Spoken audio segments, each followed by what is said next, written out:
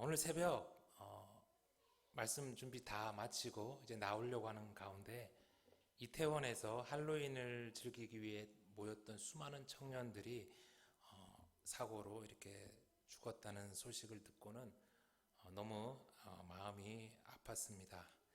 부디 더 이상의 사망자가 나오지 않고 부상당한 이들이 속히 회복되길, 그리고 가까운 이들과 가족을 잃은 이들에게 하나님의 크신 위로가 있기를 간절히 기원합니다.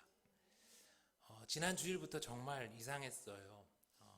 우리 강사 목사님이 가뜩이나 찾기 힘든 우리 교회에 찾아오는데 내비게이션이 막 목통이 돼가지고 길을 잃고 헤매이지를 않나.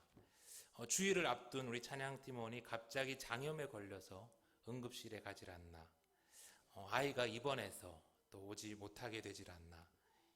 전날 이사를 하게 돼서 몸살로 알아눕질 않나. 여행 중이라 또 예배에 못 오게 되질 않나. 집안에 큰 일이 있어서 그 일을 거두느라 오지 못하게 되질 않나. 코로나에 그것도 3번이나 걸려서 예배를 오지 못하게 되질 않나. 사단의 공격이 얼마나 거센지, 그리고 그 공격에 그만 우리 교회 성도님들이 진 것 같아서 한 주 동안 정말 속상했었습니다. 거기다가 땀은 안 났지만 멀쩡했던 제 피부도 갑자기 막 가려워져서 며칠째 잠도 제대로 못 자고, 예수생명교회를 향한 사단의 공격이 정말 극에 달했구나라고 생각하며, 하나님, 우리가 어떻게 해야 이길 수 있습니까? 이렇게 말씀을 구했는데 마침 하나님이 오늘 말씀을 주셨어요. 함께 따라해 보겠습니다. 사랑은 절대 지지 않네. 네. 바울은 3차 여행의 상당 기간, 거의 3년을 예배소 두란노 서원에서 머물며 하나님 말씀을 가르치고 제자들을 길러냈습니다. 그런 가운데 2차 전도 여행을 통해서 이제 세웠던 고린도 교회가 바울파, 아볼로파, 베드로파 막 이렇게 분열되어서 심히 다투고, 또 그들이 복음에 배운 대로 살지 못하고 있다는 소식을 듣게 됩니다. 속상한 바울은 편지를 써가지고 그 고린도 교회의 문제를 해결해 보려고 했어요. 그래서 보낸 편지가 우리가 잘 아는 고린도 전서입니다. 그런데 안타깝게도 바울이 그렇게 정성을 다해서 편지를 보냈건만 고린도 교회의 문제는 해결이 되지 않습니다. 그래서 다시 바울이 방문을 해서 이제 고린도 교회의 문제를 해결해 보려고 하는데요. 그런데 그 방문하려던 계획도 잘 되지 않죠. 그렇지만 바울은 포기하지 않습니다. 실망하지도 않습니다. 이제는 에베소는 이만하면 되었다라고 이제 생각을 하고, 그동안 열심히 길러낸 제자들에게 교회를 맡기고는 다시 전도의 길을 떠나요. 오늘 말씀 20장 1절이 그 내용입니다. 소요가 그침에 바울은 제자들을 불러 권한 후에 작별하고 떠나 마게도냐로 가니라. 그 지방으로 다녀가며 여러 말로 제자들에게 권하고 헬라에 이르러 거기 3달 동안 있다가. 지도를 한번 같이 볼게요. 거기서 에베소에서 근 3년을 머물던 우리 바울은요, 그곳에서 이제 마게도냐 지방으로 다시 넘어간 거예요. 넘어가는 그 가운데 이제 만나게 된 여러 교회들을 다시 격려하고 말씀을 가르쳤다는 거예요. 그리고 그 마게도냐를 거쳐가는 그 힘든 여정 가운데 이제 고린도 전서를 썼고, 가던 길이 잘 되지 않자 다시 2번째 편지를 그 가운데 써서 이제 디도를 통해서 고린도 교회에 보내게 됩니다. 아쉽게도 바울이 보낸 2번째 편지는 지금까지 남아있질 않아요. 그러나 대신해서 바울은 고린도 교회가 이제 2번째 자기가 보냈던 그 편지를 받아서 그 충고를 기쁘게 받아들였다라는 소식을 이제 디도로부터 전해 듣게 됩니다. 이제 저를 보시고요. 바울은 무척 기뻐하며 마게도냐 전도 여행 가운데 이제 예루살렘 교회를 위한 모금 활동과 자신의 사도적 권위를 다시 이제 변호하는 3번째 편지인 고린도 후서까지 써서 보내게 돼요. 그렇게 편지를 무려 3번이나 쓴 것이죠.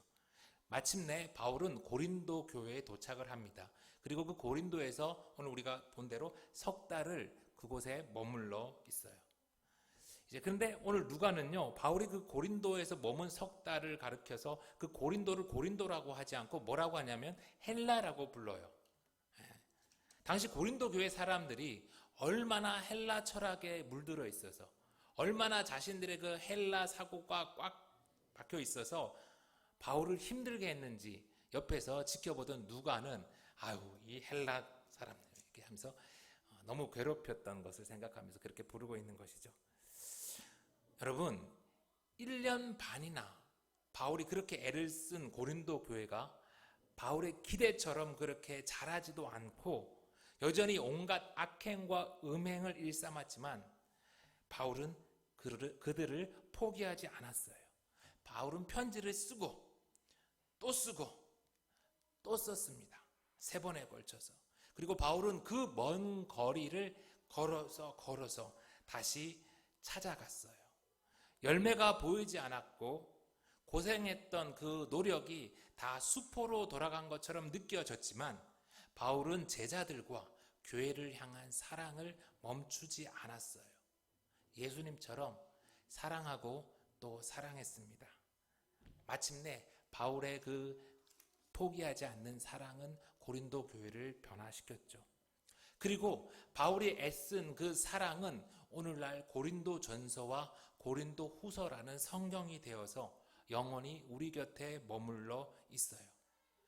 바울의 사랑으로 우리는 삶의 여러 부분에 있어서 복음대로 사는 게 무엇인지, 그리고 진정 사랑이 무엇인지, 그리고 예수님과 우리의 부활이 무엇인지를 바울이 쓴 편지들을 통해서 잘 알게 되었어요. 여러분, 사랑은 절대 지지 않습니다. 세상에 문제 없는 사람, 문제 없는 교회가 있을까요? 없잖아요. 모든 사람, 모든 교회에 문제는 다 있습니다. 다만 문제는 그 문제를 해결할 능력인 사랑이 없다는 것이지요. 세상이 너무 악해졌다는 걱정과 탄식의 소리가 여기저기서 들려옵니다. 그러나 오늘 세상이 악하다고 한들 바울 당시 고린도만 하겠습니까? 여러분, 바울은 이 극심한 고린도 도시에서도 승리했잖아요. 바울은 우리에게 고린도와 같은 이 악한 세상에서 어떻게 해야 이길 수 있는지를 알려주고 있어요. 그걸 편지로 쓴 게 고린도전서, 특별히 13장입니다. 여러분, 우리가 고린도전서 13장을 사랑장이라고 잘 알고 있잖아요. 남녀 간의 사랑 이야기가 아니에요. 바울은 고린도 교회의 사랑에 대해서 말하고 있는데 이것은 영적 전쟁에 임한 성도가 세상을 향해 나아가면서 군인으로서 가지고 있어야 할 기본 자세를 말하고 있는 거예요. 군인 기본 자세, 그런 생각을 갖고 고린도전서 13장을 다시 한번 들어보세요.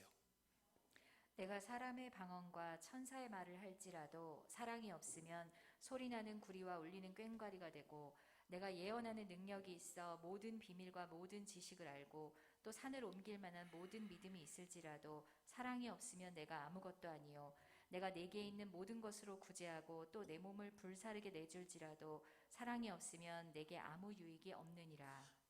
지금 전쟁에 임하는 군인이 세상을 향해서 어떤 자세로 임해야 될지를 알려주는 거예요. 아무리 애를 쓰고 돈을 쓰고 심지어 목숨을 내어놓을지라도 사랑이 없으면 아무것도 아니라는 것이죠. 교회가 사랑하지 않으면 아무 소용이 없다는 것입니다.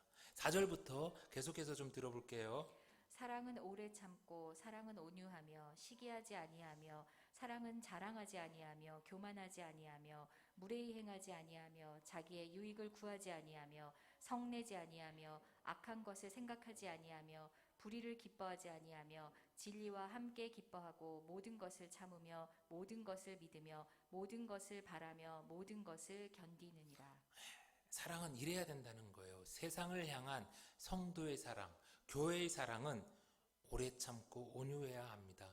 예수님이 그 답답한 제자들에게 보이신 것처럼 바울이 이 문제 많은 고린도 교회에 보인 것처럼 모든 것을 참으며 모든 것을 믿으며 모든 것을 바라며 모든 것을 견디는 사랑이야말로 성도와 교회가 세상을 향해 지녀야 할 기본 자세라는 것이지요.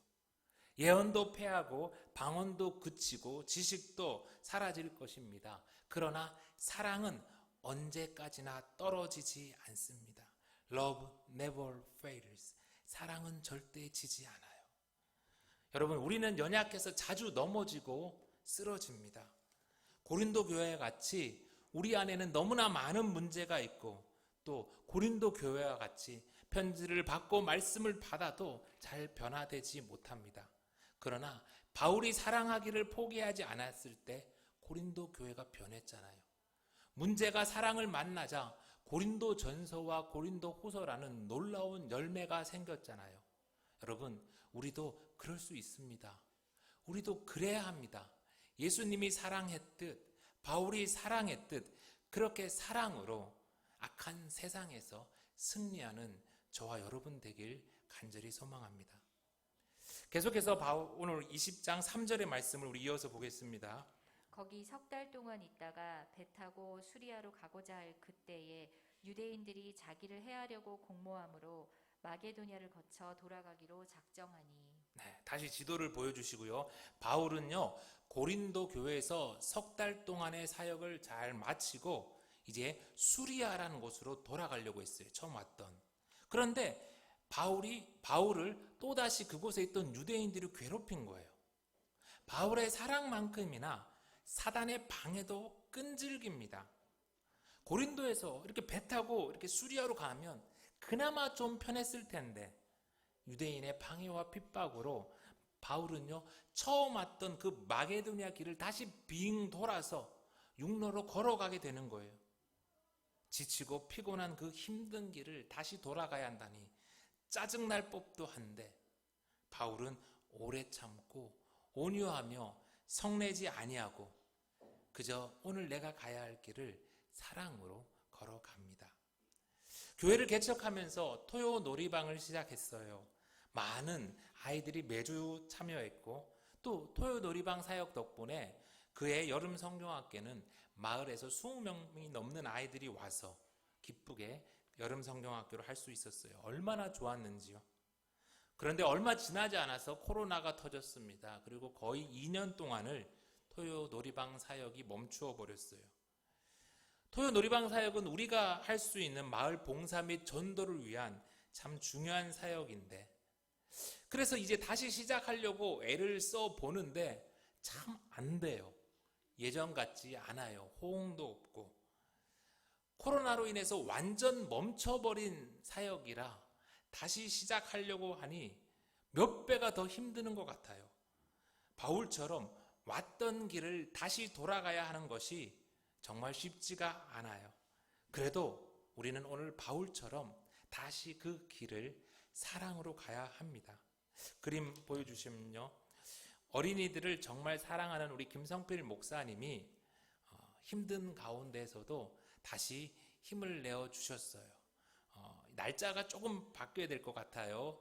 지금 우리 교육 목사님이 코로나 또 걸려가지고 오늘 오지 못해서 조금 일정 조정은 될 것 같은데요. 그래도 아이클레이 데이, 보드게임 데이, 펄러비즈 데이 뭐 여러 행사들을 하면서 우리 아이들을 다시 사랑하려고 합니다.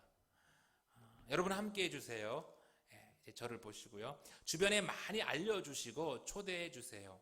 토요 놀이방 사역이 다시 힘차게 돌아갈 수 있도록 우리 사랑으로 함께 섬겨주세요. 이제 6절의 말씀 계속해서 보겠습니다. 우리는 무교절 후에 빌립보에서 배로 떠나 닷새 만에 드로아에 있는 그들에게 가서 이레를 머무니라. 바울은요, 빌립보에서 다시 배를 타고 닷새에 걸쳐서 겨우 드로아라는 곳을 도착합니다. 짧은 거리지만 여러분 닷새를 이렇게 배를 타고 갔다 생각해 보세요. 얼마나 그 배멀미도 심하고 힘들었겠어요. 그런데 그 닷새 기간의 그 항해 끝에 드로아에 도착하자마자 바울이 무엇을 했습니까? 7절에 보니까요.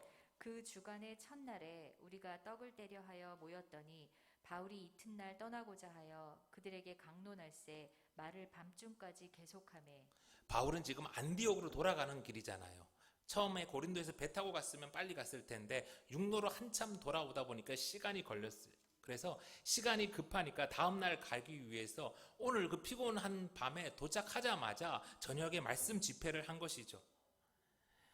다음날 떠나야 하기 때문에 바울은 저녁에 시작한 이 말씀 집회를 아마 밤새도록 밤중까지 이어서 한 것 같아요. 들어와 사람들은 그런 바울의 말을 귀담아 열심히 들어주었고, 바울을 피곤한 가운데 이 밤이 마지막일지도 모르기 때문에 혼신의 힘을 다해서 말씀을 전했어요. 그렇게 뜨겁게 말씀을 전하는 그 가운데 그런데 또 사단의 방해가 거세요. 8절에 보니까요. 우리가 모인 윗다락에 등불을 많이 켰는데 유두고라 하는 청년이 창에 걸터 앉아 있다가 깊이 졸더니 바울이 강론하기를 더 오래 하매 졸음을 이기지 못하여 3층에서 떨어지거늘 일으켜 보니 죽었는지라. 아니, 어떻게 이런 일이 일어나는 겁니까?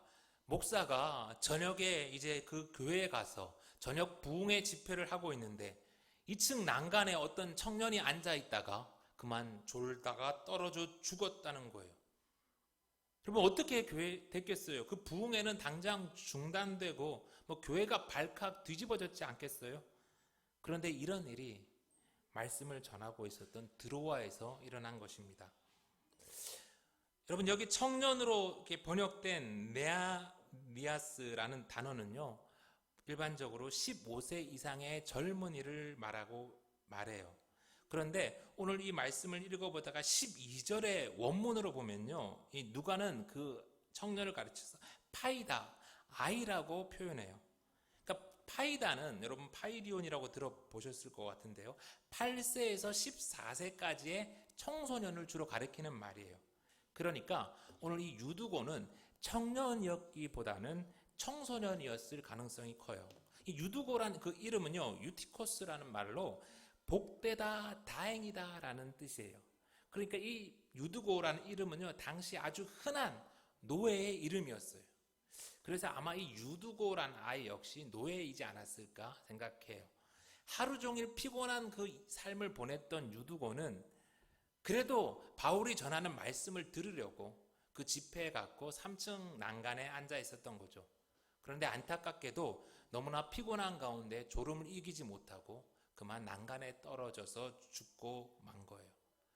얼마 전에 20대 청년이 공장에서 일을 하다가 그만 소스 배합기에 끼어서 죽는 안타까운 사고가 있었어요. 거기 안전장치만 있었어도 그 소중한 청년의 생명을 지킬 수 있었을 텐데, 유두고가 있던 3층에도 안전 난간만 있었어도 떨어져 죽는 일은 없었을 텐데 속상하고 안타까워요. 오늘 새벽 들은 이 할로윈데이 이태원 사고도 마찬가지였어요. 조금만 더 나라가 또 그 지역이 또 우리 어른들이 주의했더라도 그렇게 큰 비극이 일어나지는 않았을 텐데요. 이 할로윈데이에 미국은 펜타닐이라는 약물 때문에 난리입니다. 사진 한번 보여주세요. 미국에 21년 한 해 동안 14세에서 18세 청소년들이 약물 과다 복용으로 사망한 이가 1146명이나 된대요. 그 중에 77%인 884명이 펜타닐과 관련해서 사망했어요. 여러분, 이 펜타닐은 헤로인, 히로뽕이라고 하죠. 그 마약의 50배에서 100배나 되는 강력한 마약성 진통제예요. 본래는 말기 암 환자들에게 아주 조심스럽게 사용하는 약물입니다.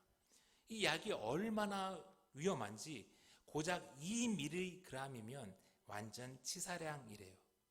그런데 이 약이 이제 접으시면 돼요. 미국에서 그것도 청소년들 사이에서 캔디 같은 모양으로 만들어져서 막 유통되는 거예요. 심각한 피해가 일어나고 있어요. 아이들이 단 한 번의 실수로 그 캔디 같은 사탕을 먹고는 목숨을 잃는 일들이 일어나고 있어요. 이태원 사고에서 우리가 보았듯이 미국도 한국도 이제는 어느 곳도 안전지대가 없어요. 우리 아이들이 난간이 없는 3층 난간에서 졸고 있는 것 같아요. 내 아이는 거기 안 있는데 그렇게 어디도 안심할 수 없어요. 언제 누구를 만나서 무슨 일을 당할지 아무도 모르는 세상이 되어 버렸습니다.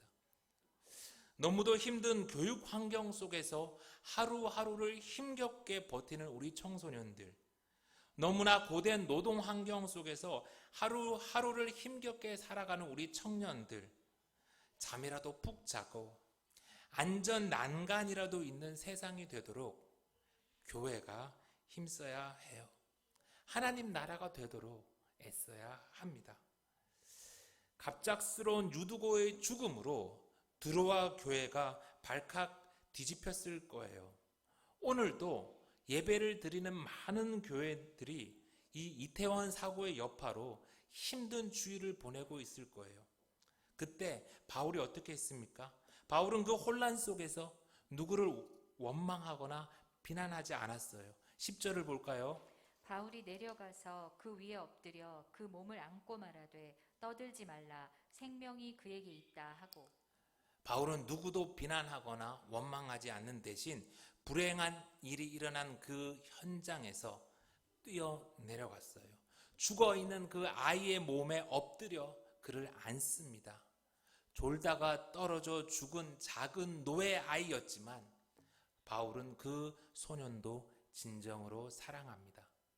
엘리야가 사르밧 과부의 죽어있는 아들을 살리기 위해 엎드렸던 것처럼 엘리사가 수넴 여인의 죽어있는 아들을 살리기 위해 엎드렸던 것처럼 바울은 오늘 죽은 유두고를 살리기 위해 그 위에 엎드려 몸을 안고 기도합니다.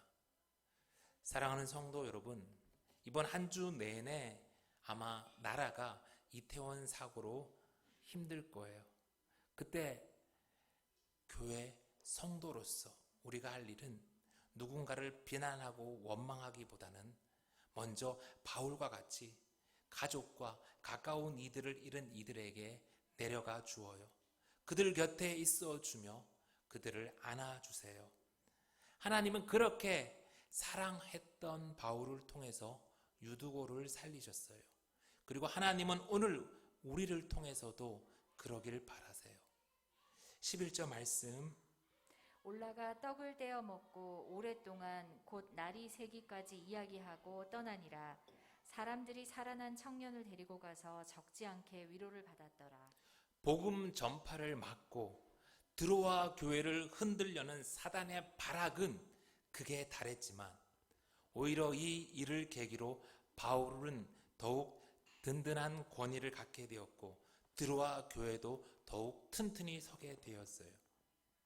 사랑하는 성도 여러분, 우리는 연약하기에 매일매일 벌어지는 영적 전투에서는 쓰러질 수 있어요. 질 수도 있어요. 그러나 영적 전쟁에서는 이겨야 합니다. 넘어지고 또 넘어져도 우리가 사랑하면 우리는 영적 전쟁에서 반드시 이길 것입니다. 하나님은 사랑하는 우리를 통해서 놀라운 일들을 계속 행하실 것입니다. 이제 말씀을 마칩니다. 특별히 우리 예수생명교회에는 사춘기를 지나는 유두고와 같은 청소년들이 참 많아요. 어린아이들도 참 많아요. 그 어린아이들을 위해 우리가 할 일은 잔소리나 꾸중이 아니라 오늘 바울이 보여주고 있는 사랑입니다. 어른으로서, 성도로서 우리가 아이들에게, 청소년들에게, 그리고 청년들에게 보여야 할 사랑은 오래 참고, 사랑은 온유하며 시기하지 아니하며 자랑하지 아니하며 교만하지 아니하며 무례히 행하지 아니하며 자기의 유익을 구하지 아니하며 성내지 아니하며 악한 것을 생각하지 아니하며 불의를 기뻐하지 아니하며 진리와 함께 기뻐하고 모든 것을 참으며 모든 것을 믿으며 모든 것을 바라며 모든 것을 견디는 그런 사랑입니다. 예수님이 그랬던 것처럼, 바울이 그랬던 것처럼 그렇게 우리가 만나게 될 이들을 사랑하며 그렇게 우리가 만나는 이들을 다시 살리는 예수 생명의 모든 가족들 다 되길 간절히 소망합니다.